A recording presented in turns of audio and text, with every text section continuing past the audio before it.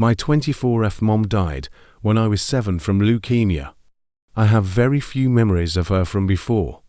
She was sick and I didn't get to spend a lot of time with her in her last year. But she was an artist, and until she couldn't anymore, she would make me little collages. When she was in the hospital, with drawings and photos and messages for me, my grandmother put them all in a book for me after she died. I wanted to be like my mom, and my counselor thought it would help. So I started a journal where I would do kind of a similar thing, and I've done at least 1 page a week all these years ever since my mom died, more when I miss her or have something hard going on. So I have kind of a unique record of my mental state over the last 16 years. My father remarried when I was 9. My stepmother really leaned hard into the "I'm your mom now," and my father didn't stop her. It improved when they had my half-brother because she basically forgot about me then. Unfortunately, he got cancer when he was 3, and I pretty much ceased to exist for my father. He was either working or gone with my brother, and I spent all my teen years mostly at home alone or with my grandparents. The mantra was that my brother needed to be the focus because he might die, so I needed to not be selfish since I was healthy. I stopped trying to talk to him when I was 16, and it was a dark time. I moved out when I was 18 and cut them off completely. My grandparents let me know that my brother died a couple of years ago, but respected my desire to remain and see with my father. He recently reached out to them because he wants to see me and talk.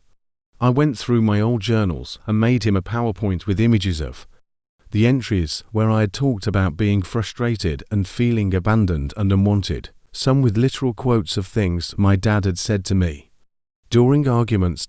Even the really dark stuff from when I was seriously depressed. Then I ended it with a photo of one of my mom's colleges where she had written, "Remember that your dad and I are always here for you," and I wrote, "You failed.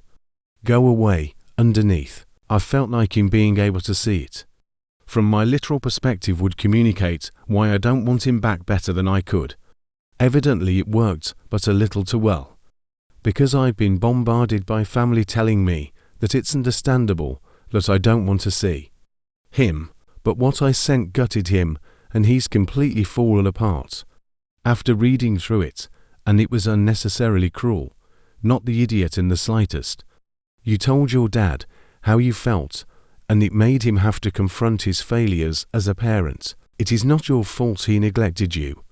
He's upset because he knows what you put in the PowerPoint is the reality of how he treated you when you were just a child. Now that the truth is out, and you have re-established no contact, I hope you are able to let go of some of the anger you have at him, and know that you did nothing to cause how he treated you. I'm no contact with my dad, and have been able to find a lot of peace in the life I have built without him. I hope the same for you, not the idiot at all. That was a reality check, what he had done to you, and he didn't like it. And your enabling family neither. The presentation forced them to look in the mirror, and what they saw is ugly. I, 34F, have been married to my husband, 38M, for 10 years now, and we have a 9-year-old daughter. When COVID hit, I lost my job because I was used to being busy. I poured all my time and efforts into homemaking. My husband loved coming home to a clean house, a cooked dinner, and a wife that was not stressed. I used to work in retail, and as an introvert, it was hell. Keep in mind that I was still providing financially for my savings. Last year, I got back to work. Like I mentioned, I don't like having nothing to do. And with my daughter in school, I got bored with staying home. I was lucky to find a job that allowed me to be a FH and have flexible hours. My husband, on the other hand, hated not having a housewife.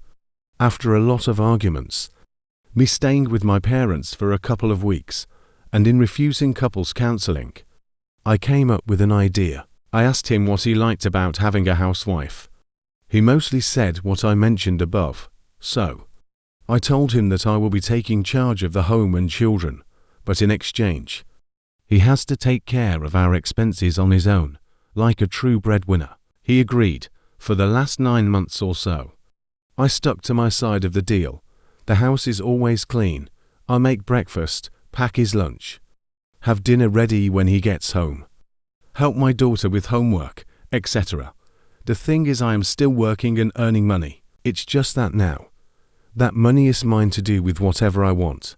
No longer am I helping with / splitting the cost of bills and groceries. Last month, I went ahead and got myself a car upgrade, and it was like I flipped a switch. Now he's saying that he wants to get back to how things used to be. I refuse.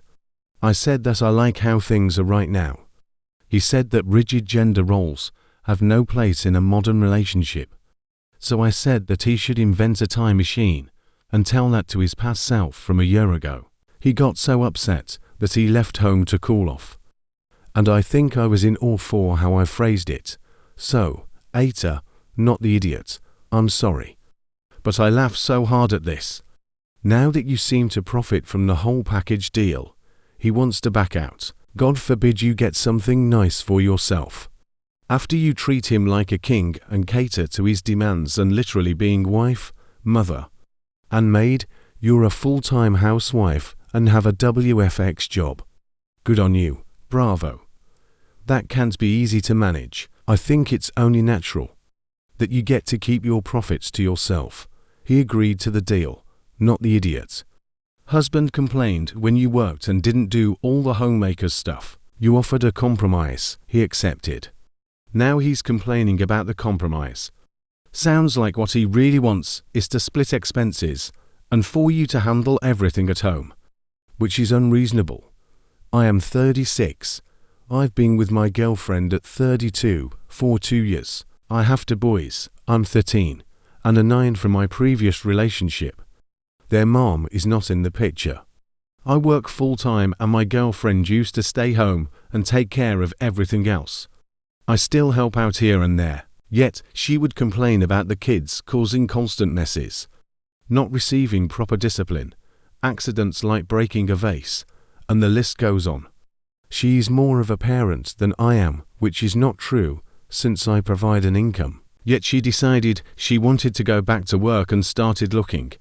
She found a potential job and her interview was yesterday. I called her to remind her to pick the kids up from school, since she's responsible for it, but she said she was about to start her interview and told me to go get them. I was stunned. I told her I couldn't because I was at work. She said I could take a break, but I refused because this would have affected my job.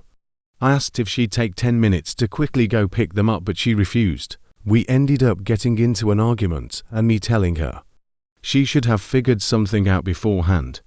She blew up saying that I'm the parent and that she was tired of being at my back and call all the time. The kids ended up being picked up by my friend 40 minutes later, which made them upset. At home I got into a huge argument with my girlfriend, calling her selfish for doing this to the kids and ditching them like that. She said that she had an important interview and that I, as the parent, could have figured something out instead of expecting her to drop what she was doing and pick the kids up. She called me an asshole, then went to stay with her mom. YTA. Wow, she had a job interview. You already have a job, and they are your children. Of course, you should have taken a break from your job, or you should have arranged something else. Your GF was not available that day.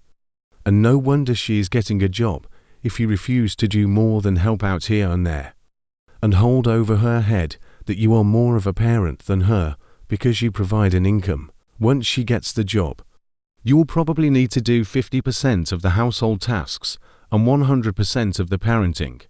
You are just trying to sabotage her to prevent that from happening. YTA. She had something going on that was important for her and her future, and that are your children. She's right. She's more of a parent than you, because providing an income isn't the same as actual parenting. You're basically letting her do a 24/7 job to avoid taking responsibility herself.